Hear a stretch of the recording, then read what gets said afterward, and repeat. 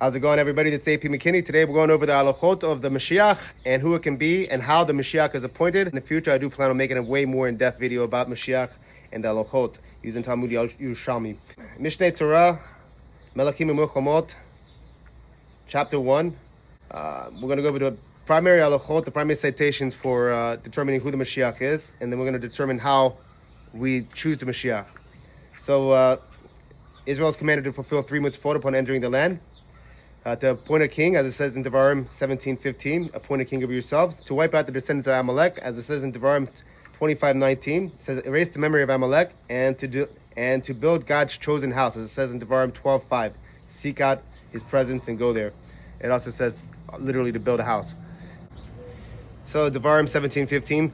Shum tasiv elecha melech asher yibhar Adonai Elohecha bo mikre v'hicha tashiv elecha melech lo tuchal leter alecha ish nikrei asher lo achicha hu. You should set a king over yourself, one whom the Lord your God chooses from among your brothers. You shall set a king over yourself. You should not appoint a foreigner over yourselves, one who is not your brother. What does it mean by foreigner? I'm a foreigner. I'm a ger tzedek. I can never be Mashiach. I can never be king of Israel. I can never be the general of the army, nor can I be somebody who runs the water over the people. And everyone who is a ger should understand that. As an initial and preferred option, a king may be appointed only by a court of 70 elders, Sanhedrin, KNESSET, together with a prophet, as Joshua was appointed by Moshe, and his court, as Shaul and David were appointed by Shmuel of Ramah and his court. A king should not be appointed from Gerim. This applies even when Gerim's ancestors has been Jewish for many generations, unless his mother or father is a native-born Israelite. A king can be appointed from any of the tribes of Israel, provided that he follows Torah mitzvot and fights the words of God, and he is considered as the king, and the commandments associated with the monarchy apply with him. Although the kingship was primarily given to David, and one of his descendants will be serving as king, there is a halakhic legitimacy to rule of other kings. So I'm not going to go into all the discussion of the halakhot of the king and what happens to the king if he's been David or if he's been Israel. But what I will do is I will go over a very important clause in Melachim U'Milchomot, chapter 12, because there's a lot of expectations that people have, and there's a lot of things that are going to happen that are not going to happen by Disney and magic. They're going to happen by the natural order of the world. The wolves and the lambs are not going to be sitting next to each other. They're still going to eat each other. The wolf will eat the lamb, I promise you. And guess what else is going to happen in the Messianic times? We're going to still sue each other because there's still going to be con artists in business. But God willing, the wars will end. This is what the prophets predict. This is what Rambam says, that we should end all the wars and the sickness in the world. Now, very important thing that we have to understand in Melachim 12:2. There are some sages who say that Elijah, Eliyahu Novi, will precede the coming of Mashiach, and these are similar matters cannot be definitely known by man until they occur, for these matters are undefined in the prophet's words, and even wise men have no established tradition regarding these matters except their own interpretations of the verses. Therefore, there is a controversy among them regarding their matters. Regardless of the debate concerning these questions, neither the order or the occurrence or the events of the precise details are among the fundamental principles of faith.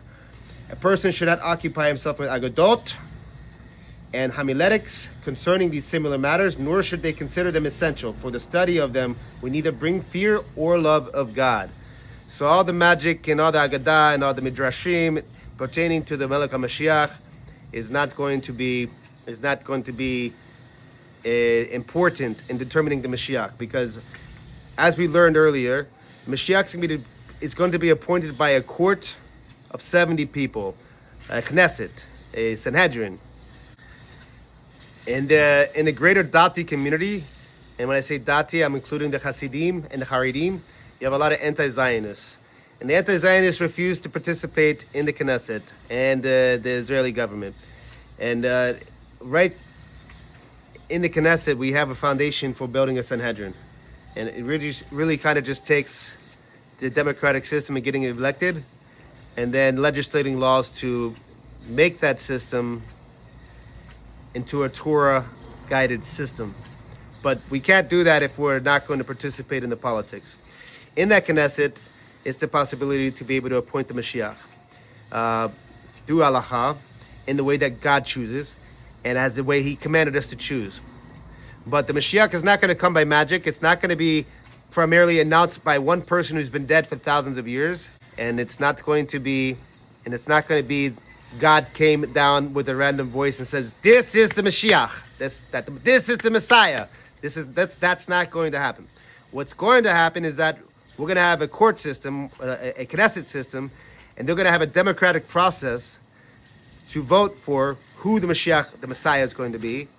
And once they make a greater vote to determine who the Messiah is going to be, that person is going to be Messiah. And if that person happens to be of the line of David, whether he's black, yellow, brown, white, then that person becomes the Mashiach. Now, the term Mashiach applies to only the line of King David. So if they're not from the line of King David, or if they're from a different line, then they still have the status of being king of Israel, and the mitzvot of appointing a king is still fulfilled.